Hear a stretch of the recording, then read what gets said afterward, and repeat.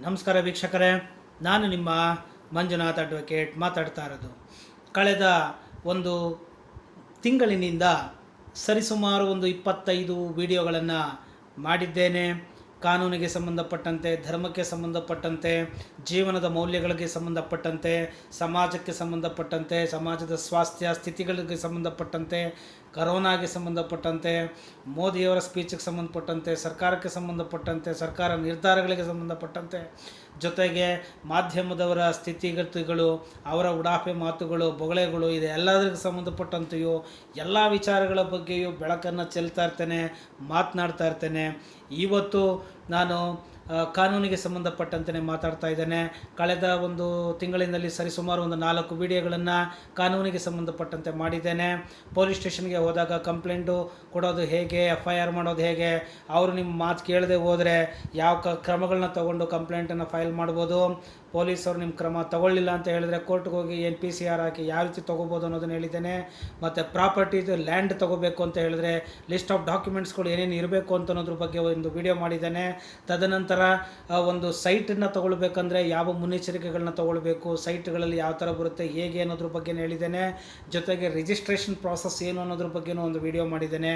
ಇವತ್ತು ವೀಕ್ಷಕರ ಒಂದು ಒತ್ತಾಯದ ಮೇರೆಗೆ, ಅಪೇಕ್ಷೆಯ ಮೇರೆಗೆ ಇವತ್ತು ನಾನು ಫ್ಲ್ಯಾಟ್ಗಳ ಬಗ್ಗೆ, ಸಮುಚ್ಚಯ ಅಂದರೆ ಅಪಾರ್ಟ್ಮೆಂಟ್ ಅನ್ನುವುದರ ಬಗ್ಗೆ ಇವತ್ತು ಮಾತನಾಡಬೇಕು ಅಂತ ಹೇಳಿ ನಾನು ಬಯಸ್ತಾ ಇದ್ದೇನೆ. ಇದು ಬಹಳ ಮುಖ್ಯವಾಗಿರ್ತಕ್ಕಂಥ ವಿಚಾರ ಆಗಿರೋದ್ರಿಂದ ಜನಗಳು ಇಡೀ ತಮ್ಮ ಜೀವಮಾನದ ಒಂದು ಸಂಪಾದನೆಯ ಹಣವನ್ನೆಲ್ಲ ಒಂದು ಫ್ಲ್ಯಾಟ್ಗಳಿಗೋ ಅಥವಾ ಒಂದು ನಿವೇಶನಕ್ಕೋ ಅಥವಾ ಒಂದು ಸೈಟ್ ತೊಗೊಳ್ಳೋದಕ್ಕೋ, ಒಂದು ಜಮೀನು ತೊಗೊಳ್ಳೋದಕ್ಕೋ ಒಂದು ಇನ್ವೆಸ್ಟ್ಮೆಂಟನ್ನು ಮಾಡ್ತಾರೆ. ಆದ್ದರಿಂದ ಇವತ್ತು ಫ್ಲ್ಯಾಟ್ಗೆ ಸಂಬಂಧಪಟ್ಟಂತೆ ಮಾತಾಡ್ತಾ ಇದ್ದೇನೆ. ಸಂಪೂರ್ಣವಾಗಿ ವಿಡಿಯೋವನ್ನು ನೋಡಿ, ವಿಚಾರವನ್ನು ನೋಡಿ ತಿಳ್ಕೊಳ್ಳಿ. ಪ್ರತಿಯೊಬ್ಬರಿಗೂ ತಮ್ಮ ಜೀವನದಲ್ಲಿ ಒಂದು ಗೂಡು ಬೇಕಾಗುತ್ತೆ ವಾಸ ಮಾಡೋದಕ್ಕೆ. ಅದಕ್ಕೋಸ್ಕರ ಎಲ್ಲೂ ಕೂಡ ಮಧ್ಯದಲ್ಲಿ ಕಾನ್ಸಂಟ್ರೇಷನ್ನ ಕಳ್ಕೊಬೇಡಿ, ಸರಿಯಾಗಿ ವಿಚಾರವನ್ನು ಕೇಳಿಸ್ಕೊಳ್ಳಿ. ಪ್ರಥಮ ಬಾರಿಗೆ ನೋಡೋರಾಗಿದ್ದರೆ ಮರೆಯದ ಹಾಗೆ ಸಬ್ಸ್ಕ್ರೈಬ್ ಮಾಡ್ಕೊಳ್ಳಿ, ಬೆಲ್ ಐಕಾನ್ ಕ್ಲಿಕ್ ಮಾಡಿ. ನನ್ನ ಎಲ್ಲ ವಿಡಿಯೋಗಳು ಯೂಟ್ಯೂಬಿನ ಸಬ್ಸ್ಕ್ರಿಪ್ಷನ್ ಇನ್ಬಾಕ್ಸಲ್ಲಿ ಇರುತ್ತೆ. ತಾವು ಎಲ್ಲ ವಿಡಿಯೋಗಳನ್ನು ನೋಡಿ, ಲೈಕ್ ಮಾಡಿ, ಕಾಮೆಂಟ್ ಮಾಡಿ, ಪ್ರಶ್ನೆಗಳೇನಿದ್ರು ಕೇಳಿ. ಜೊತೆಗೆ ಇಷ್ಟ ಆದರೆ ಜ್ಞಾನ ನಿಂತಲ್ಲೇ ನಿಲ್ಲಬಾರ್ದು, ಈ ಒಂದು ಒಳ್ಳೆ ವಿಚಾರ ಪರರಿಗೂ ಸೇರಬೇಕು ಎಂಬುದು ನಿಮ್ಮ ಆಶಯ ಆಗಿದ್ದರೆ ಅದನ್ನು ಬೇರೆಯವ್ರಿಗೂ ಶೇರ್ ಮಾಡಿ ಎಂಬುವಂತಹ ಮಾತನ್ನು ಹೇಳ್ತಾ, ಇವತ್ತು ಅಪಾರ್ಟ್ಮೆಂಟಿಗೆ ಸಂಬಂಧಪಟ್ಟಂತೆ, ಫ್ಲ್ಯಾಟಿಗೆ ಸಂಬಂಧಪಟ್ಟಂತೆ ಎಲ್ಲ ವಿಚಾರಗಳನ್ನು ಮಾತನಾಡೋದಕ್ಕಾಗೋದಿಲ್ಲ. ಯಾಕಂದರೆ ಮಾಡಿದ್ರೆ ತುಂಬ ದೊಡ್ಡ ವಿಡಿಯೋ ಆಗುತ್ತೆ, ಜನಗಳಿಗೆ ಅಷ್ಟು ತಾಳ್ಮೆ ಇಲ್ಲ. ಮತ್ತು ಪ್ರತಿನಿತ್ಯ ನಾನು ವಿಚಾರಗಳನ್ನ ಮಾತಾಡೋದ್ರಿಂದ ಮುಂದಕ್ಕೆ ಹಲವಾರು ವಿಚಾರಗಳನ್ನ ಹೇಳ್ತಾ ಹೋಗ್ತಾ ಇರ್ತೇನೆ. ಮತ್ತು ಇವತ್ತು ಸಂಕ್ಷಿಪ್ತವಾಗಿ ಅಪಾರ್ಟ್ಮೆಂಟಿಗೆ ಸಂಬಂಧಪಟ್ಟಂತೆ ಕೆಲವು ವಿಷಯಗಳನ್ನ ಹೇಳಲಿಕ್ಕೆ ಬಯಸ್ತೇನೆ. ನೋಡಿ, ಅಪಾರ್ಟ್ಮೆಂಟು ಅಂದರೆ ಏನು? ಒಂದು ಮನೆ, ಒಂದು ಇಂಡಿವಿಜುವಲ್ ಮನೆ ಅಂತ ಹೇಳಿದ್ರೆ ಒಂದು ಸಪ್ರೇಟಾಗಿ ಒಂದು ಸೈಟಲ್ಲಿ ಕಟ್ಕೊಂಡಿರ್ತಕ್ಕಂಥ ಮನೆ, ಬಂಗ್ಲೋ, ಮನೆ, ಇಂಡಿಪೆಂಡೆಂಟ್ ಹೌಸು, ವಿಲ್ಲಾ, ಇದೆಲ್ಲ ಆಗುತ್ತೆ. ಇನ್ನು ಅಪಾರ್ಟ್ಮೆಂಟ್ ಅಂದ್ರೇನು? ಒಂದು ಜಾಗದಲ್ಲಿ ಸಮುಚ್ಚಯಗಳ ಕಟ್ಟಡ, A group of houses will become apartment. Okay, ಈಗ ಉದಾಹರಣೆಗೆ ನೋಡಿ, ಅದು ತುಂಬ ದೊಡ್ಡ ಅಪಾರ್ಟ್ಮೆಂಟ್ ಆಗಿರ್ಬೋದು ಲ್ಯಾಂಡಲ್ಲಿ, ಇಲ್ಲ ಅತ್ಯಂತ ಚಿಕ್ಕದು ಅಂತ ಹೇಳಿದ್ರೆ 40-60ನಲ್ಲಿ ಇವತ್ತು ಒಂದು 8-9 ಫ್ಲ್ಯಾಟ್ಗಳನ್ನು ಕಟ್ಟಿಬಿಡ್ತಾ ಇದ್ದಾರೆ. ನಮ್ಮ ಬ್ಯಾಂಗ್ಳೂರಿನಲ್ಲೂ ಕಟ್ಟಿಬಿಡ್ತಾ ಇದ್ದಾರೆ. ಓಕೆ, ಸೊ ಈಗ ಅಪಾರ್ಟ್ಮೆಂಟ್ಗಳಂದರೆ ಏನಾಯಿತು? ಎ ಗ್ರೂಪ್ ಆಫ್ ಹೌಸಸ್ ಆಯಿತು. ಒಂದು ಮನೆಯ ಮೇಲೆ ಇನ್ನೊಂದು ಮನೆ, ಅದ್ರ ಮೇಲೆ ಇನ್ನೊಂದು ಮನೆ, ಅದ್ರ ಮೇಲೆ ಇನ್ನೊಂದು ಮನೆಯನ್ನು ಕಟ್ಟಿಕೊಳ್ತಕ್ಕಂತಹ ಒಂದು ವ್ಯವಸ್ಥೆ, ಎಲ್ಲರೂ ಒಟ್ಟಿಗೆ ಇರ್ತಕ್ಕಂಥ ವ್ಯವಸ್ಥೆ, ಮನೆಯ ಒಳಗಡೆ ಇರ್ತಕ್ಕಂಥದ್ದು, ಜೊತೆಗೆ ಮತ್ತು ಕಾಮನ್ ಸ್ಪೇಸಸ್ಸು ಅನ್ನೋದು ಬರುತ್ತೆ. ಸೊ ಈ ಒಂದು ಕಾಂಟ್ರಾಕ್ಟ್ಗೆ ಸಂಬಂಧಪಟ್ಟಂತೆ ಒಪ್ಪಿಕೊಂಡು ಹಲವಾರು ನಿಯಮಗಳು, ಷರತ್ತುಗಳಿಗೆ ಒಳಪಟ್ಟು ಮನೆಗಳನ್ನು ತಗೊಳ್ತಕ್ಕಂಥದ್ದು ಈ ಒಂದು ಗ್ರೂಪ್ ಆಫ್ ಹೌಸಸ್ನ ಅಪಾರ್ಟ್ಮೆಂಟ್ ಅಂಥೇಳಿ, ಸಮುಚ್ಚಯಗಳ ವಸತಿ ಗೃಹ ಕಟ್ಟಡಗಳು ಆಗುತ್ತೆ ಅಪಾರ್ಟ್ಮೆಂಟ್ ಅಂತ ಹೇಳಿದ್ರೆ. ಈಗ ಈ ಅಪಾರ್ಟ್ಮೆಂಟನ್ನು ತೊಗೊಳ್ಬೇಕಂದ್ರೆ ಆ್ಯಸ್ ಯೂಶಲಿ ನಾನು ಮೊದಲೇ ಹೇಳಿದಾಗೆ ಅಪಾರ್ಟ್ಮೆಂಟನ್ನು ಕಟ್ಟಬೇಕು ಅಂದರೆ ಲ್ಯಾಂಡ್ ಇರಲೇಬೇಕು. ಆ ಲ್ಯಾಂಡಿಗೆ ಸಂಬಂಧಪಟ್ಟಂಥ ಏನೇನು ಡಾಕ್ಯುಮೆಂಟ್ಸ್ಗಳು ಬೇಕು ನನ್ನ ಹಳೆ ವಿಡಿಯೋನ ನೀವು ನೋಡಿ, ಸಬ್ಸ್ಕ್ರೈಬ್ ಮಾಡಿಕೊಂಡು ನೋಡಿ. ಅದರಲ್ಲೆಲ್ಲ ಲಿಸ್ಟ್ ಆಫ್ ಡಾಕ್ಯುಮೆಂಟ್ಸ್ ಕೊಟ್ಟಿದ್ದೀನಿ. ಅಷ್ಟು ಡಾಕ್ಯುಮೆಂಟ್ಸ್ಗಳು ಚೆಕ್ ಆಗಲೇಬೇಕು, ನುರಿತ ವಕೀಲರಿಂದ ಚೆಕ್ ಮಾಡಿಸ್ಕೋಬೇಕು. ಡಾಕ್ಯುಮೆಂಟ್ಸ್ಗಳು, ಟೈಟ್ಲ್ ಆಫ್ ದಿ ಡಾಕ್ಯುಮೆಂಟ್ನ ಚೆಕ್ ಮಾಡಬೇಕು. ತದನಂತರ ಈಗ ಒಂದು ಲ್ಯಾಂಡ್ ಬಂದುಬಿಡ್ತು. ಈಗ ಲ್ಯಾಂಡ್ ತೊಗೋಬೇಕಾದ್ರೆ ಮಾಲೀಕ ಇರ್ತಾನೆ, ಸೇಲ್ ಮಾಡ್ತಾನೆ, ಇಲ್ಲ ಸೈಟ್ ತೊಗೋಬೇಕಂದ್ರೆ ಮಾಲೀಕ ಬರ್ತಾನೆ, ಸೇಲ್ ಮಾಡ್ತಾನೆ, ಆಯಿತಾ. ಇವಾಗ ಅಪಾರ್ಟ್ಮೆಂಟ್ ಕಟ್ಟಬೇಕು ಅಂದರೆ ಅಥವಾ ಏನೋ ಒಂದು ಲೇಔಟ್ ಮಾಡಬೇಕು ಅಂತ ಹೇಳಿದಾಗ ಏನಾಗುತ್ತೆ, ಕೇವಲ ಮಾಲೀಕನ ಜೊತೆಗೆ ಏನು ಮಾಡ್ತಾರೆ, ಜಾಯಿಂಟ್ ಡೆವಲಪ್ಮೆಂಟ್ ಅಗ್ರಿಮೆಂಟ್ ಅಂತಲೂ ಮಾಡ್ಕೊಳ್ತಾರೆ. ಜಾಯಿಂಟ್ ಡೆವಲಪ್ಮೆಂಟ್ ಅಗ್ರಿಮೆಂಟ್ JDA ಅಂತ ಮಾಡ್ಕೊಳ್ತಾರೆ. ಅಂದರೆ ಏನು, ಒಬ್ಬನ ಹತ್ರ ಆಸ್ತಿ ಇರುತ್ತೆ, ಆತನಿಗೆ ಬುದ್ಧಿಶಕ್ತಿ ಇರೋದಿಲ್ಲ. ಅವಾಗ ಏನು ಮಾಡ್ತಾನೆ, ಅವನು ಮಾರ್ಕೆಟಿಂಗನ್ನು ಒಬ್ಬನ ಕರ್ಕೊಂಬರ್ತಾನೆ, ಮತ್ತು ಕನ್ಸ್ಟ್ರಕ್ಷನ್ ಮಾಡೋಕ್ಕೆ ಒಬ್ಬನ ಕರ್ಕೊಂಬರ್ತಾನೆ. ಸೊ ಅವನು ಬಿಲ್ಡರ್ ಆಗ್ತಾನೆ, ಡೆವಲಪರ್ ಆಗ್ತಾನೆ. ಸೊ ಕೆಲವ್ರು ಏನು ಮಾಡ್ತಾರೆ, ಬಿಲ್ಡರು ಡೆವಲಪರ್ ಮಾರ್ಕೆಟಿಂಗ್ ಮಾಡ್ತಾರೆ, ಮಾರ್ಕೆಟಿಂಗ್ ಟೀಮ್ನ ಸೆಟಪ್ ಮಾಡಿ, ಇಲ್ಲ ಅಂತ ಹೇಳಿದ್ರೆ ಅವರು ಡೆವಲಪ್ ಮಾತ್ರ ಮಾಡ್ತಾರೆ. ಕೆಲವರು ಎಕ್ಸ್ಕ್ಲೂಸಿವ್ ಮಾರ್ಕೆಟಿಂಗ್ ಅಂತೇಳಿ ಬಂದು ಇನ್ನೊಂದು ಕಾಂಟ್ರಾಕ್ಟ್ ತಗೊಳ್ತಾರೆ. ಅದು MOU ಮೆಮೊರೆಂಡಮ್ ಆಫ್ ಆರ್ಟಿಕಲ್ ಅಂತೇಳಿ ಅದನ್ನು ಮಾಡ್ಕೊಳ್ತಾರೆ, ಅಂಡರ್ಸ್ಟ್ಯಾಂಡಿಂಗ್ ಅಂತ ಹೇಳಿ ಮಾಡ್ಕೊಳ್ತಾರೆ. ಸೊ ಹೀಗೆ ಹಲವಾರು ಸಪ್ರೇಟು ಡಾಕ್ಯುಮೆಂಟ್ಸ್ಗಳು ಆ್ಯಡ್ ಆಗ್ತಾ ಹೋಗ್ತಾ ಇರುತ್ತೆ. ಆದ್ದರಿಂದ ಯಾವುದೇ ಒಂದು ವಸ್ತುವನ್ನು ಡೀಲ್ ಮಾಡಬೇಕು ಅಂತ ಹೇಳಿದ್ರು ನುರಿತ ವಕೀಲರನ್ನು ನೀವು ಸಂಪರ್ಕಿಸಲೇಬೇಕಾಗುತ್ತೆ. There is no hardcore thumb rule. ನೋಡಿ, ಇದಕ್ಕಿಷ್ಟು ಡಾಕ್ಯುಮೆಂಟ್ ತೊಗೊಂಡ್ರೆ ಆಗೋಯ್ತು, ಖಂಡಿತ ಅಲ್ಲ. ಪ್ರತಿಯೊಂದು ಡಾಕ್ಯುಮೆಂಟಿನ ನೇಚರು ಒಂದೊಂದು ಥರ ಆಗಿರುತ್ತೆ. ಫ್ಯಾಮಿಲಿ ಟ್ರೀ, ವಂಶವೃಕ್ಷ, ಇದೆಲ್ಲ ಭಾಳಷ್ಟು ಚೆಕ್ ಮಾಡೋದು ಇರುತ್ತೆ. ಮತ್ತು ಅದು ಹೇಗೆ ಬಂತು, ಏನು ಬಂತು, ಇದೆಲ್ಲ ಟೈಟಲ್ನ ಚೆಕ್ ಮಾಡೋದು ಇರುತ್ತೆ. ನೋಡಿ, ಈಗ ಸೇಲ್ ಡೀಡ್ ಬಂತು, ಜಾಯಿಂಟ್ ಡೆವಲಪ್ಮೆಂಟ್ ಅಗ್ರಿಮೆಂಟ್ ಬಂತು, ಮೆಮೊರೆಂಡಮ್ ಆಫ್ ಅಂಡರ್ಸ್ಟ್ಯಾಂಡಿಂಗ್ MOU ಬಂತು, ಈ ರೀತಿ ಬಂದುಬಿಡುತ್ತೆ. ಸೊ ಮಾಲೀಕ ಒಬ್ಬ ಆಗಿರ್ತಾನೆ, ಕನ್ಸ್ಟ್ರಕ್ಷನ್ ಮಾಡೋನೊಬ್ಬ ಇರ್ತಾನೆ, ಮಾರಾಟ ಮಾಡೋನೊಬ್ಬ, ಮಾರ್ಕೆಟಿಂಗ್ ಮಾಡೋರು ಒಬ್ಬರು ಇರ್ತಾರೆ. ಈ ರೀತಿ 3 ಜನ ಸೇರಿಕೊಂಡು ಒಂದು ಫ್ಲ್ಯಾಟ್ನ ಮಾರ್ತಾ ಇರ್ತಾರೆ. ಸೊ ಇದರಲ್ಲಿ ಯಾರಿಗೆ ಯಾವ ಶೇರ್ ಇದೆ ಅದಕ್ಕೇನು ಮಾಡಿರ್ತಾರೆ, ಒಂದು ಶೇರಿಂಗ್ ಅಗ್ರಿಮೆಂಟ್ ಅಂತ ಒಂದು ಮಾಡ್ಕೊಂಡಿರ್ತಾರೆ. ಅವರು ನಿಮಗೆ ಯಾರು ಮಾರ್ತಾವ್ರೆ, ಯಾವ ಫ್ಲ್ಯಾಟ್ ಅವ್ರಿಗೆ ಸಂಬಂಧಪಟ್ಟಿದ್ದು, ಅದನ್ನು ಮಾರೋದಕ್ಕೆ ಅವ್ರಿಗೆ ಅಧಿಕಾರ ಇದೆಯಾ, ಇದನ್ನೆಲ್ಲ ಟ್ರೇಸ್ ಔಟ್ ಮಾಡಬೇಕಾಗ್ತದೆ. ಇದೆಲ್ಲ ವಕೀಲರು, ನುರಿತ ವಕೀಲರುಗಳು ಟ್ರೇಸ್ ಔಟ್ ಮಾಡಿ ನಿಮಗೆ ತಿಳಿಸ್ಕೊಡ್ತಾರೆ. ಜೊತೆಗೆ ಒಂದು ಅಪಾರ್ಟ್ಮೆಂಟ್ ಅಂತ ಕಟ್ಟಿದಾಗ ನೋಡಿ, ಇದರೊಳಗಡೆ ಏನಾಯಿತು, ಭೂಮಿ ತಗೊಂಡಾಗ ಭೂಮಿ ನಿಮ್ಮದು ಪೂರ್ತಿ ಆಗಿರುತ್ತೆ. ಇಲ್ಲೇನಾಯಿತು, ಫ್ಲ್ಯಾಟ್ ಆಯಿತು, ಅದ್ರ ಮೇಲೆ ಅದ್ರ ಫ್ಲ್ಯಾಟ್ ಹೋಗ್ತಾ ಇರುತ್ತೆ. ಈಗ ಅಷ್ಟು ಜನಕ್ಕೂ ಸೇರಿ ಏನು ಮಾಡ್ತಾರೆ, ಈಗ 40-60 ಉದಾಹರಣೆಗೆ ಪರ್ಮಿಷನ್ ಇರೋದು ಆ್ಯಕ್ಚುಲಿ ಯಾವ ರೀತಿ ಮಾಡ್ತಾರೆ ಅಂತ ಹೇಳಿದ್ರೆ, ಈಗ ಒಂದು 2400 ಸ್ಕ್ವೇರ್ ಫೀಟು 40-60 ಸೈಟ್ ಅಂತ ಇಟ್ಕೊಳ್ಳಿ.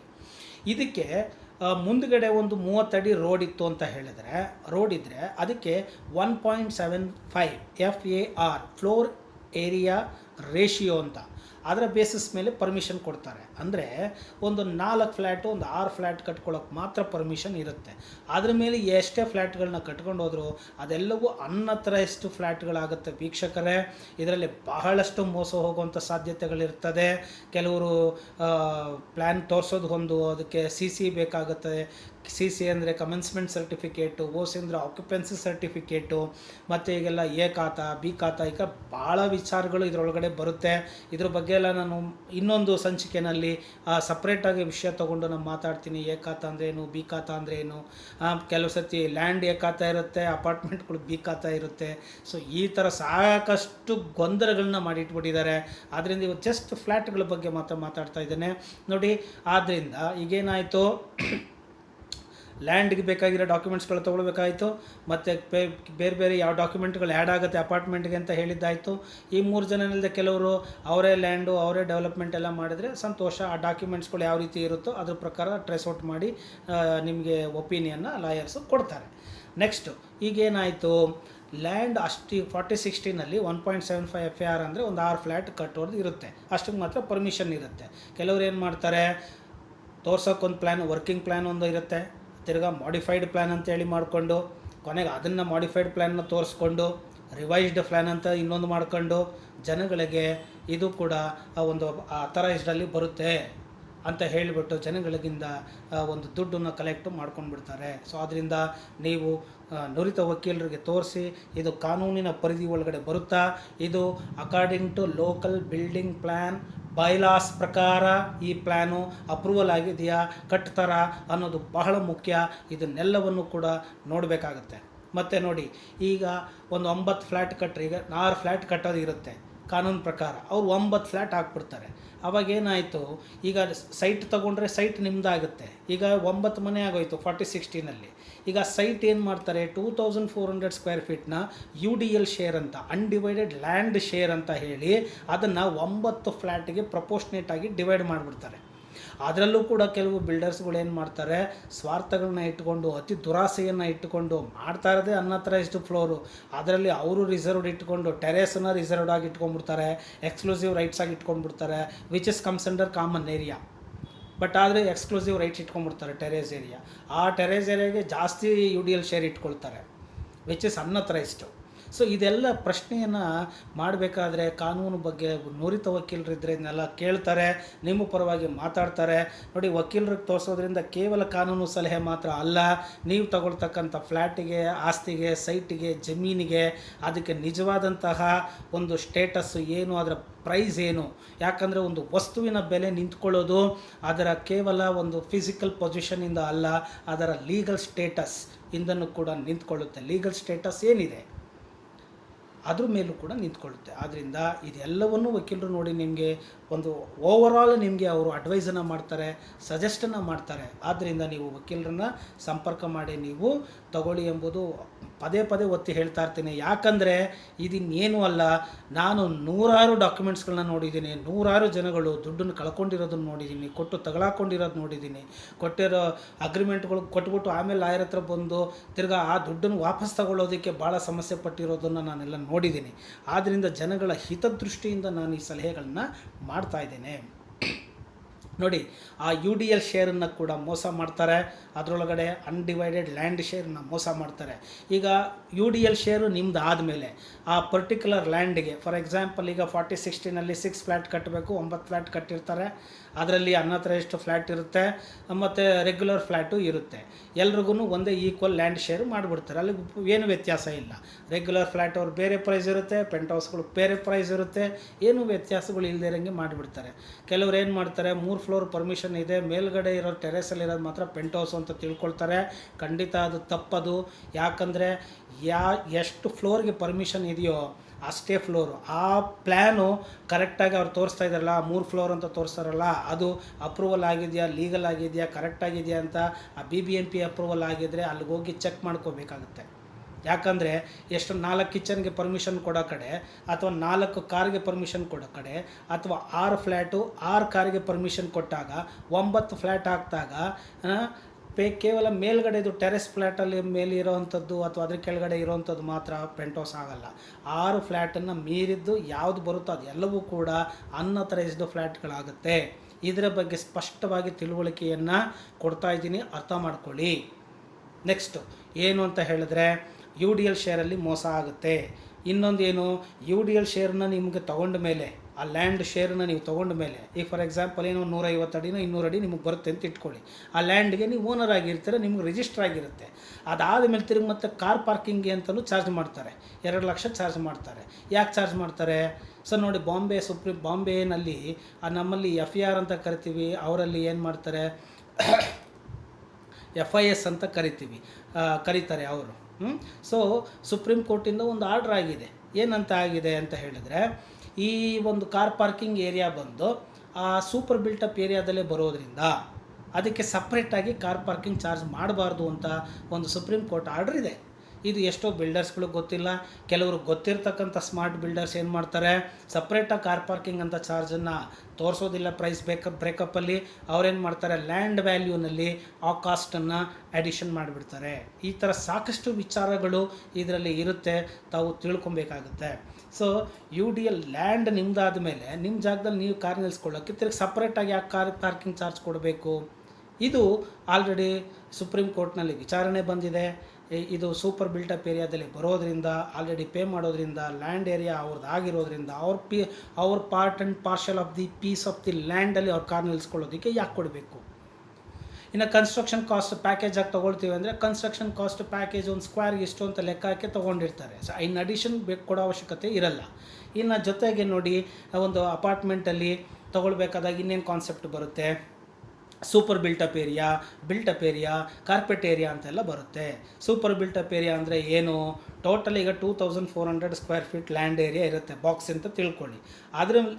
ಅದಕ್ಕೆ ಸಂಬಂಧಪಟ್ಟಂತೆ ಏನಿದೆಯೋ ಬೌಂಡ್ರಿ ಬಿಲ್ಡಿಂಗ್ ಬರುತ್ತೋ ಅದೆಲ್ಲವೂ ಕೂಡ ಸೂಪರ್ ಬಿಲ್ಟಪ್ ಏರಿಯಾ. ಅಂದರೆ ಏನು, including terrace, including ground floor land, car parking area ಅಥವಾ ಗ್ರೌಂಡ್ ಫ್ಲೋರು, ಮತ್ತು ಓಡಾಡೋದಕ್ಕೆ ಸ್ಟೇರ್ ಕೇಸು, ಕಾರಿಡಾರು, ಇದು ಎಲ್ಲವೂ ಸೇರಿಕೊಂಡು including common area which can be access to by all, ಇದನ್ನು ಕಾಮನ್ ಏರಿಯಾ ಅಂತೇಳಿ ಕರಿತೇವೆ.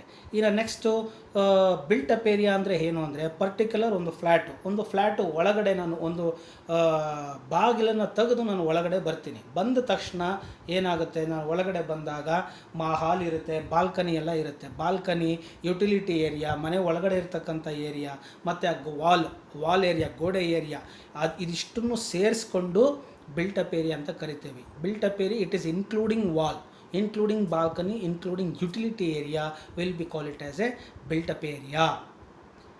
ಇದು ಬೇರೆ ಆಗ್ತದೆ. ಜೊತೆಗೆ ಇನ್ನು ಕಾರ್ಪೆಟ್ ಏರಿಯಾ ಅಂದರೆ excluding wall of the flat, ಗೋಡೆಯನ್ನು ತೆಗೆದುಬಿಟ್ಟು ಮತ್ತು ಒಂದು ಕಾರ್ಪೆಟ್ ಹಾಕಿದ್ರೆ ಒಳಗಡೆ ಎಷ್ಟು ಜಾಗ ನಿಮಗೆ ಹಿಡಿಯುತ್ತೋ ಅದು ಕಾರ್ಪೆಟ್ ಏರಿಯಾ ಅಂತೇಳಿ ಕರೀತಾರೆ. ಸೊ ಆ್ಯಕ್ಚುಲಿ ಕಾನೂನು ಪ್ರಕಾರ ಏನು ಹೇಳ್ತಾ ಇದ್ದಾರೆ, ಈಗ ಸೂಪರ್ ಬಿಲ್ಟಪ್ ಏರಿಯಾಗೆ ಚಾರ್ಜ್ ಮಾಡಬೇಡಿ, ಕಾರ್ಪೆಟ್ ಏರಿಯಾಗೆ ಅಂತ ಹೇಳ್ತಾರೆ. ಬಟ್ ಆದರೆ ಬಿಲ್ಡರ್ಸ್ಗಳು ಏನು ಮಾಡ್ತಾರೆ, ಸೂಪರ್ ಬಿಲ್ಟಪ್ ಏರಿಯಾದಲ್ಲೂ ನಾವೆಲ್ಲ ಕನ್ಸ್ಟ್ರಕ್ಷನ್ ಖರ್ಚು ಮಾಡೋದ್ರಿಂದ ಕಾಮನ್ ಏರಿಯಾ ಆಗಲಿ, ಸ್ಟೇರ್ ಕೇಸ್ ಆಗಲಿ, ಲಿಫ್ಟ್ ಆಗಲಿ, ಎಲ್ಲದಕ್ಕೂ ನಾವು ಅವ್ರು ಖರ್ಚು ಮಾಡೋದ್ರಿಂದ, ಪಾರ್ಕಿಂಗ್ ಜಾಗದಲ್ಲೂ ಖರ್ಚು ಮಾಡೋದ್ರಿಂದ ಅವ್ರು ಏನು ಮಾಡ್ತಾರೆ, ಸೂಪರ್ ಬಿಲ್ಟಪ್ ಏರಿಯಾ ಹಾಕಬಾರ್ದಾ ಸರಿ ಅಂತ ಹೇಳ್ಬಿಟ್ಟು ಕಾರ್ಪೆಟ್ ಏರಿಯಾಗೆ ಅಷ್ಟು ಚಾರ್ಜನ್ನು ಹಾಕ್ತಾರೆ. Ultimately that burden will goes to the purchaser, buyers and customers only. So ಬರುತ್ತೆ, ಅದರಿಂದ ಏನು ಹೆಚ್ಚು ಪ್ರಯೋಜನ ಆಗೋದಿಲ್ಲ. ಆದ್ದರಿಂದ ಇದೆಲ್ಲ ವಿಚಾರಗಳು ಬರುತ್ತೆ. ಒಂದು ಅಪಾರ್ಟ್ಮೆಂಟು ಅಂತ ಬಂದಾಗ ಬಹಳ ಸೂಕ್ಷ್ಮವಾದ ವಿಚಾರಗಳು ಇದರೊಳಗಡೆ ಇರುತ್ತೆ. ಮತ್ತು ಕೆಲವರು ಬ್ರೋಕರ್ಗಳು ಹೇಳ್ಬಿಡ್ತಾರೆ, ಈ ಕಾನೂನಲ್ಲಿ ಇರೋದೇ ಹೀಗೆ, ಈ ಥರ ಇರುತ್ತೆ, ಎಲ್ಲಿರುತ್ತೆ 100% ಹುಡುಕೊಂಡು ಹೋದರೆ ಯಾವುದೂ ಸಿಗೋಲ್ಲ, ತಗೊಳ್ಳಿ ಇರೋದೆಲ್ಲ ಹೀಗೆ ಹಾಗೆ ಅಂತ. ಖಂಡಿತ ಈ ಥರ ಮಾತುಗಳಿಗೆ ನೀವು ಮಾನ್ಯತೆಯನ್ನು ಕೊಡಬೇಡಿ, ಭಾಳ ಎಚ್ಚರಿಕೆಯಿಂದ ಇರಿ ಅಂತ ನಾನು ನಿಮಗೆ ಹೇಳ್ತೇನೆ. ಯಾಕಂತ ಹೇಳಿದ್ರೆ ಈಗ ನೋಡಿ, ಕೇರಳದಲ್ಲಿ ಮೊನ್ನೆ ಎಲ್ಲ ಸಾವಿರಾರು ಕೋಟಿಗಳನ್ನು ಖರ್ಚು ಮಾಡಿದ ಒಂದು ದೊಡ್ಡ 2 ಬಿಲ್ಡಿಂಗ್ಗಳನ್ನ ಡೆಮಾಲಿಷ್ ಮಾಡಿದ್ದಾರೆ. ಯಾಕೆ ಅಂದರೆ ಅದು ಕೆರೆ ಮಗ್ಲಲ್ಲಿ ಇತ್ತು ಅಂತ ಹೇಳಿಬಿಟ್ಟು. ಅದು ನೋಡಿ ಸೆನ್ಸಿಟಿವ್ ಝೋನ್ ಅಂತ ಬರುತ್ತೆ, ಬಫರ್ ಝೋನ್ ಅಂತ ಬರುತ್ತೆ. ಮತ್ತು ಇವತ್ತೊಂದು ನಾಲ ಇದ್ದರೆ ಆ ನಾಲೆಯಿಂದ ಇಷ್ಟು ಮೀಟ್ರು, 25 ಮೀಟ್ರು, 50 ಮೀಟ್ರು, 75 ಮೀಟ್ರು ಬಿಟ್ಟುಬಿಟ್ಟು ಕಟ್ಟಬೇಕು, ಇಲ್ಲ ಅದೆಲ್ಲ ಸೆನ್ಸಿಟಿವ್ ಝೋನ್, ಬಫರ್ ಝೋನ್ ಅಂತ ಬರುತ್ತೆ. ಸೊ ಇದೆಲ್ಲ ಹಲವಾರು ವಿಚಾರಗಳು, ಸೂಕ್ಷ್ಮವಾದ ವಿಚಾರಗಳು ಇದೆ ಒಂದು ಅಪಾರ್ಟ್ಮೆಂಟು, ಒಂದು ಫ್ಲ್ಯಾಟು ಅಂತ ತೊಗೊಳ್ಳೋಕ್ಕೆ ಅಂತ ಹೋದಾಗ. ನೋಡಿ ಅದರೊಳಗಡೆ ಇನ್ನು ಹಲವಾರು ವಿಚಾರಗಳು ಬರ್ತವೆ. BWSSP, KPTCL, ಡೆಪಾಸಿಟು, ಡ್ರೈನೇಜ್ದು, STPಸ್ದು, ಹಲವಾರು ವಿಚಾರಗಳು ಬರ್ತವೆ. ಇದೆಲ್ಲ ಅವ್ರು ಕಟ್ಟಿದಾರಾ ಇಲ್ವಾ, ಡೆಪಾಸಿಟ್ ಆಗಿದೆಯಾ, ಇದೆಲ್ಲ ನೋಡ್ಕೋಬೇಕಾಗತ್ತೆ. ಮತ್ತು ಒಂದು ಬಿಲ್ಡರು ಒಂದು ಅಪಾರ್ಟ್ಮೆಂಟು ಅಂತ ತಗೊಂಡ ಮೇಲೆ ಅವನು ಕೊಟ್ಟಿರೋ ಅಶ್ಯೂರೆನ್ಸನ್ನು ಕಂಪ್ಲೀಟ್ ಮಾಡೋವರೆಗೂ ಪೂರ್ತಿ ಅಮೌಂಟನ್ನು ಕೊಡೋಕ್ಕೆ ಹೋಗಬೇಡಿ. ಕೊಟ್ಟರೆ ನೀವು ಸಿಗಾಕೊಂಡಂಗೆ, ಅವ್ನು ಮಾಡಿದಾಗ ನೀವು ಮಾಡಿಸ್ಕೋಬೇಕು. ಎಷ್ಟೋ ಬಿಲ್ಡಿಂಗ್ಗಳಲ್ಲಿ 5 ವರ್ಷ ಆದ್ರೂ ಲಿಫ್ಟ್ ಕೊಡದೇ ಇರೋದನ್ನು ನಾನು ನೋಡಿದ್ದೀನಿ, ಬೇಸಿಕ್ ಇನ್ಫ್ರಾಸ್ಟ್ರಕ್ಚರ್ ಕೊಡದೇ ಇರೋದನ್ನು ನಾನು ನೋಡಿದ್ದೀನಿ. ಅವ್ರು ಎಷ್ಟು ಫೆಸಿಲಿಟಿ ಕೊಟ್ಟಿದ್ರು ಅಷ್ಟು ಪರ್ಸೆಂಟೇಜ್ ದುಡ್ಡು ಕೊಡಿ, ಅದು ನ್ಯಾಯ. ಅವರೆಲ್ಲ ಮುಗಿಸಿದ ನಂತರ ಮಾಡ್ತಾ ಸ್ಲ್ಯಾಬ್ ವೈಸು ನೀವು ಅಮೌಂಟನ್ನು ಕೊಡಿ ಎಂಬುವಂತಹ ಕಿವಿಮಾತನ್ನು ಕೂಡ ಇಲ್ಲಿ ನಿಮಗೆ ಹೇಳ್ತಾ ಇದ್ದೀನಿ. ಯಾವುದನ್ನು ಕೂಡ ಆಬ್ಲಿಗೇಷನ್ಗೆ ಸಿಗಾಕೊಂಬೇಡಿ. ಜೊತೆಗೆ ಯಾವುದೋ ಒಂದು ಅಗ್ರಿಮೆಂಟ್ ಅಂತ ಮಾಡಿದ್ರೆ ಅದರೊಳಗೆ ಒನ್ ಸೈಡ್ ಅಗ್ರಿಮೆಂಟ್ ಇರುತ್ತೆ, ಅವ್ರಿಗೆ ಬೇಕಾಗಿರ್ತಕ್ಕಂಥ ಕ್ಲಾಸ್ಗಳನ್ನ ಮಾಡ್ಕೊಂಡಿರ್ತಾರೆ. ನ್ಯಾಯಬದ್ಧವಾಗಿ ನಿಮ್ಮದು ಏನು in the interest of both the parties what all the clauses must be included according to legal aspect which is going to be sustain in the eye of law. According to contract note ಏನೇನು ಹಾಕಬೇಕು ಅನ್ನೋದು ಲಾಯರ್ಸ್ಗಳಿಗೆ ಗೊತ್ತಿರುತ್ತೆ. ಅದನ್ನು ಅವರು ನಿಮಗೆ ನೋಡಿಕೊಂಡು ಆ ಕ್ಲಾಸ್ಗಳನ್ನ ಹಾಕಿಕೊಡೋದಕ್ಕೆ ನಿಮಗೆ ಅವರು ಅಡ್ವೈಸ್ ಮಾಡ್ತಾರೆ ಲಾಯರ್ಸ್ಗಳು. ಆದ್ದರಿಂದ ಇದೆಲ್ಲವನ್ನೂ ನೀವು ತಿಳ್ಕೊಳ್ಬೇಕಾಗ್ತದೆ, ತುಂಬ ಸೂಕ್ಷ್ಮವಾಗಿ ನೋಡಬೇಕಾಗ್ತದೆ. ಇದೆಲ್ಲ ಬಹಳ ವಿಚಾರಗಳು. ಲಕ್ಷಾಂತರ ರೂಪಾಯಿ, ಕೋಟ್ಯಾಂತರ ರೂಪಾಯಿ ಹಾಕಬೇಕಾದಾಗ ನೀವು ಎಲ್ಲೋ ಒಂದು 40,000 50,000 ವಕೀಲರಿಗೆ ಕೊಡೋದಕ್ಕೋಸ್ಕರ ನೀವು ಇದು ಮಾಡ್ಕೊಳ್ಳೋಕೆ ಹೋಗಬೇಡಿ. ಮತ್ತು ಯಾರೋ ಹೇಳಿದ್ರು ಕಟ್ ಆ್ಯಂಡ್ ಪೇಸ್ಟ್ ಮಾಡೋದು, DT ಪಿನಲ್ ಮಾಡಿಸೋದು, ಸ್ಟ್ಯಾಂಪ್ ಬ್ಯಾಂಡರ್ಗಳ ಹತ್ರ ಮಾಡಿಸೋದು ಖಂಡಿತ ಹೋಗಬೇಡಿ. ಅವರೆಲ್ಲ ಅವ್ರಿಗೆ ಗೊತ್ತಿರ್ತಕ್ಕಂಥ ವಿಚಾರಗಳ ಬಗ್ಗೆ ಅವ್ರು ಮಾಡ್ತಾರೆ, ಆದರೆ ಇನ್ಡೆಪ್ತಾಗಿ ಅವರು ಡಾಕ್ಯುಮೆಂಟ್ಸ್ ನೋಡಿರೋದಿಲ್ಲ, ಅವ್ರಿಗೆ ಅದ್ರ ಬಗ್ಗೆ ಮಾಹಿತಿ ಗೊತ್ತಿರೋದಿಲ್ಲ. ಅದ್ರ ಹೊರ ಮರ್ಮ ಏನು, ಅದರ ರಹಸ್ಯ ಏನು, ಅದರಲ್ಲಿ ಇರ್ತಕ್ಕಂಥ ಸಮಸ್ಯೆ ಏನು, ಇದ್ರ ಬಗ್ಗೆ ಅವ್ರ ತಿಳುವಳಿಕೆ ಇಲ್ಲದಿರೋದ್ರಿಂದ ಮತ್ತು ನಿಮ್ಮ ನೆಗ್ಲಿಜೆನ್ಸಿಯಿಂದ ನೀವು ನಾಳೆ ಕಷ್ಟಪಡಬಾರ್ದು ಅನ್ನೋ ದೃಷ್ಟಿಯಿಂದ ನಾನು ಹೇಳ್ತಾ ಇದ್ದೇನೆ. ಇಷ್ಟು ಬಹಳಷ್ಟು ವಿಚಾರಗಳು ಬರುತ್ತೆ ಒಂದು ಅಪಾರ್ಟ್ಮೆಂಟು ಅಂತಂದರೆ. ನೋಡಿ, ಕೆಲವು ಕಡೆ ಎಲ್ಲ ದೊಡ್ಡ ದೊಡ್ಡ ಪ್ರಾಜೆಕ್ಟ್ಗಳು ಮಾಡ್ತಾರೆ. ಅಲ್ಲಿ ಏನು ಮಾಡ್ತಾರೆ, ಲ್ಯಾಂಡ್ ಏರಿಯಾ ಇಷ್ಟು ಎಕರೆ ಅಂತ 10 ಎಕರೆ ಅಂತ ತೋರಿಸ್ತಾರೆ. ಒಂದು 60-40 ರೇಷ್ ಅಥವಾ 80-20, 80% ಲಂಗ್ ಸ್ಪೇಸ್ ಅಂತ ತೋರಿಸ್ತಾರೆ, ಓಪನ್ ಸ್ಪೇಸ್ ಅಂತೇಳಿ. ಮಿಕ್ಕಿ 20%ಅಲ್ಲಿ ಕನ್ಸ್ಟ್ರಕ್ಷನ್ ಮಾಡ್ತೀವಿ ಅಂತಾರೆ. ಮತ್ತು ಆ 80% ಸೇರಿಸಿ ಪ್ಯಾಕೇಜ್ ಆಗಿ ನೀವು ದುಡ್ಡು ಕೊಟ್ಟ ಮೇಲೆ ತಿರ್ಗಾ 80%ಅಲ್ಲಿ ಇನ್ನೊಂದು ಯಾವುದೋ ಕ್ಲಬ್ ಹೌಸು, ಸ್ವಿಮ್ಮಿಂಗ್ ಪೂಲ್ ಅಂತ ಮಾಡ್ತಾರೆ. ಅದಕ್ಕೆ ಸಪ್ರೇಟಾಗಿ ಚಾರ್ಜ್ ಮಾಡ್ತಾರೆ ಮತ್ತು ಪಬ್ಲಿಕ್ಕನ್ನು ಅಲೋ ಮಾಡ್ತಾರೆ. ಇದೆಲ್ಲ ತಪ್ಪು. ಇದೆಲ್ಲ ಕಾನೂನಿನ ದೃಷ್ಟಿಯಿಂದ ತಪ್ಪಾಗುತ್ತೆ. ಇದೆಲ್ಲವನ್ನು ನುರಿತ ವಕೀಲರಿಂದ ತಿಳ್ಕೊಳ್ಳಿ. ನೀವು ಯಾವುದಕ್ಕೆ ದುಡ್ಡು ಕೊಡ್ತಾ ಇದ್ದೀರಾ, ಎಷ್ಟು ದುಡ್ಡು ಕೊಡ್ತಾ ಇದ್ದೀರಾ ಅನ್ನೋದನ್ನು ತಿಳ್ಕೊಳ್ಳಿ. ಒಂದು ಸಿಂಪಲ್ ಕ್ಯಾಲ್ಕುಲೇಷನ್ ಯಾವತ್ತೂ ಇಟ್ಕೊಳ್ಳಿ. What is the land value, what is the cost of the land and what is the construction value. ಎಷ್ಟು ಚದರ ನೀವು ತಗೋತಾ ಇದ್ದೀರಾ, ಅಲ್ಲಿ ಲ್ಯಾಂಡ್ ಕಾಸ್ಟ್ ಏನು, ಅದಕ್ಕೆ ನೀವು ಎಷ್ಟು ಕೊಡ್ಬೋದು, ಇಷ್ಟನ್ನು ತಿಳ್ಕೊಳ್ಳಿ. ಮತ್ತು ಪ್ಯಾಕೇಜ್ ಏನಿದೆ, ಅಲ್ಲಿ ಫೆಸಿಲಿಟೀಸ್ ಏನಿದೆ, ಅಮ್ಯುನಿಟೀಸ್ ಏನಿದೆ, ಅದೆಲ್ಲ ಸೇರಿಕೊಂಡು ನೀವು ಕೊಟ್ಟ ಮೇಲೆ ಮತ್ತೆ ತಿರ್ಗಿ that should not be allowed by public. ಅದನ್ನು ನೀವು ಮೇಂಟೆನೆನ್ಸ್ ಮಾಡ್ಕೊಂಡು ನೀವು ಹೋಗಬೇಕಾಗ್ತದೆ. ಜೊತೆಗೆ ನೋಡಿ, ಮೇಂಟೆನೆನ್ಸ್ ಪಾರ್ಟ್ ಅಂತ ಬರುತ್ತೆ. ಮೇಂಟೆನೆನ್ಸ್ ಒಬ್ಬ ಬಿಲ್ಡರು ಒಂದು ಅಪಾರ್ಟ್ಮೆಂಟ್ ಅಂತ ಕಟ್ಟಿದ್ರೆ ಅದಕ್ಕೆ 3 ವರ್ಷ ಅವ್ನು ನೋಡ್ಕೋಬೇಕಾಗುತ್ತೆ. ಆ ಬಿಲ್ಡಿಂಗಿಗೆ ಏನಾದರೂ ಸಂಬಂಧಪಟ್ಟಂತೆ ಪ್ರಾಬ್ಲಮ್ ಆದರೆ, ಸೀಪೇಜ್ ಬಂದರೆ, ಡ್ಯಾಮೇಜ್ ಆದರೆ, ಇದೆಲ್ಲ ಅವ್ನು ನೋಡ್ಕೋಬೇಕಾಗುತ್ತೆ. ಮತ್ತು ಅವರು ಕೆಲವು ಸತಿ ಏನು ಮಾಡ್ತಾರೆ, ಹಿಡನ್ ಆಗಿ ಡಾಕ್ಯುಮೆಂಟ್ಸ್ಗಳನ್ನ ಪ್ಲೆಡ್ಜ್ ಮಾಡಿಬಿಟ್ಟಿರ್ತಾರೆ, ಲೋನ್ಗಳು ತೊಗೊಂಡ್ಬಿಟ್ಟಿರ್ತಾರೆ. ಆ NOCಗಳು ತೊಗೊಂಡಿರೋದಿಲ್ಲ. ಆ NOCಗಳು ತಗೊಳ್ಳೋವರೆಗೂ ರಿಜಿಸ್ಟ್ರೇಷನ್ ಮಾಡಿಸ್ಕೊಳ್ಳೋಕೆ ಹೋಗಬೇಡಿ. ಮತ್ತು ಪೂರ್ತಿ ಅಮೌಂಟ್ ಕೊಡೋಕ್ಕೆ ಹೋಗಬೇಡಿ. ಯಾಕಂದರೆ ಪರ್ಟಿಕ್ಯುಲರ್ ಫ್ಲ್ಯಾಟ್ ರಿಲೀಸ್ ಆದ್ರೂ ಕೂಡ ಎಂಟೈರ್ ದ ಲ್ಯಾಂಡ್ ಡಾಕ್ಯುಮೆಂಟ್ಸು ಬ್ಯಾಂಕ್ನಲ್ಲಿ ಪ್ಲೆಡ್ಜ್ ಇರ್ತದೆ. ಅದೆಲ್ಲ ಅವ್ರು ಬಿಡಿಸಿ ತೊಗೊಂಡು ಬಂದು ಒಂದು ಅಸೋಸಿಯೇಷನ್ ಫಾರ್ಮ್ ಮಾಡಿ, ಓನರ್ ಅಸೋಸಿಯೇಷನ್ನು, ಆ ಎಲ್ಲ ಸೆಟ್ ಆಫ್ ಡಾಕ್ಯುಮೆಂಟ್ಸ್ನ ಹ್ಯಾಂಡ್ ಓವರ್ ಮಾಡೋ ತನಕನೂ ಕೂಡ ನೀವು ಆ ಡಾಕ್ಯುಮೆಂಟ್ಸ್ಗಳನ್ನ ನೀವು ಪೂರ್ತಿ ಅಮೌಂಟನ್ನು ನೀವು ಆ ಬಿಲ್ಡರ್ಗೆ ಕೊಡಬಾರ್ದು. ಈ has to clear all the duties and liabilities from his end when he is expecting the 100% payment from you. ಅದನ್ನು ನೀವು ನೋಡ್ಕೊಳ್ಳಿ. ಆತನಿಂದ ಮಾಡಬೇಕಾಗಿರ್ತಕ್ಕಂಥ ಎಲ್ಲ ಬಾಧ್ಯತೆ, ಕೆಲಸಗಳು, ಕರ್ತವ್ಯಗಳು ಮಾಡಿದಾನ, ಎಲ್ಲ ಫೆಸಿಲಿಟೀಸ್ ಕೊಟ್ಟಿದ್ದಾನ, ಸಂಬಂಧಪಟ್ಟಂಥ ಡಾಕ್ಯುಮೆಂಟ್ಸ್ ಎಲ್ಲ ತಂದು ಓನರ್ ಅಸೋಸಿಯೇಷನ್ ಕೊಟ್ಟಿದ್ದಾನ, ಇದೆಲ್ಲ ನೋಡಿಕೊಂಡು ಅದೆಲ್ಲ ಕೊಟ್ಟಿದ್ರೆ ಮಾತ್ರ ನೀವು ಫುಲ್ ಪೇಮೆಂಟನ್ನು ಮಾಡಿ. ಇಲ್ಲಾಂದರೆ ನಿಮ್ಮ ಹತ್ರ ಸ್ವಲ್ಪ ಅಮೌಂಟನ್ನು ನೀವು ಇಟ್ಕೋಬೇಕಾಗತ್ತೆ. ಇಲ್ಲಾಂದರೆ ನಾಳೆ ದಿವಸ ಆ ಬ್ಯಾಂಕಿಗೆ ಲೋನ್ ಕಟ್ಟಿರೋದಿಲ್ಲ, ಅದು ಅಲ್ಲಿ ಅವ್ರು ಬರ್ತಾರೆ. ತಿರುಗಿಲ್ಲಿ ಯಾರೋ ಡೆಪಾಸಿಟ್ ಕಟ್ಟಿರಲ್ಲ, ತಿರುಗಿಲ್ಲೇನೋ STPs ಇರಲ್ಲ, ಅಲ್ಲೇನೋ KWSSP ಇರಲ್ಲ, ಏನೇನೋ ಸಮಸ್ಯೆಗಳು ಬರ್ತವೆ. ಅದಕ್ಕೆಲ್ಲ ನೀವು ಅನುಭವಿಸ್ಬೇಕಾಗ್ತದೆ, ಎಕ್ಸ್ಟ್ರಾ ದುಡ್ಡುಗಳು ಕೊಡಬೇಕಾಗ್ತದೆ. ಮತ್ತು ವಾಟರ್ ಸೋರ್ಸ್ನ ಚೆಕ್ ಮಾಡ್ಕೊಳ್ಳಿ. ಇದೆಲ್ಲ ನಾಳೆ ಸಮಸ್ಯೆಗಳು ಬರ್ತದೆ, ನಾವು ನೋಡ್ತಾ ಇರ್ತೀವಿ ದಿನನಿತ್ಯ.